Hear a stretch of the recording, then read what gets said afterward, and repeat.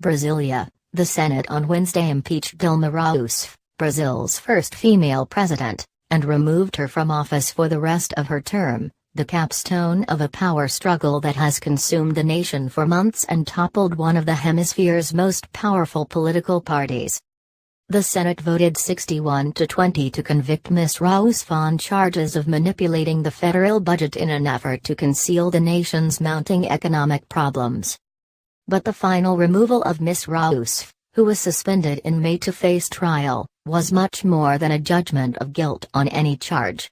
It was a verdict on her leadership and the slipping fortunes of Latin America's largest country. The impeachment puts a definitive end to 13 years of governing by the leftist Workers' Party, an era during which Brazil's economy boomed, lifting millions into the middle class and raising the country's profile on the global stage. But sweeping corruption scandals, the worst economic crisis in decades and the government's tone-deaf responses to the souring national mood opened Ms. Rousseff to withering scorn, leaving her with little support to fend off a power grab by her political rivals.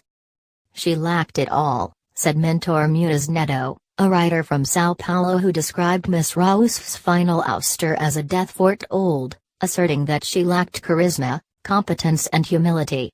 "We deserved better." To her many critics, the impeachment was a fitting fall for an arrogant leader at the helm of a political movement that had lost its way. But Ms. Rousseff and her supporters call her ouster a coup that undermines Brazil's young democracy. Continue reading the main story. Moreover, her impeachment may not restore public confidence in Brazil's leaders, or diminish the corruption that pervades the country's politics.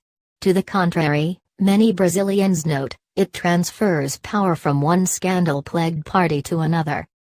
Michel Temer, 75, the interim president who served as Ms. Rousseff's vice president before breaking with her this year, is now expected to remain in office until the end of the current term in 2018.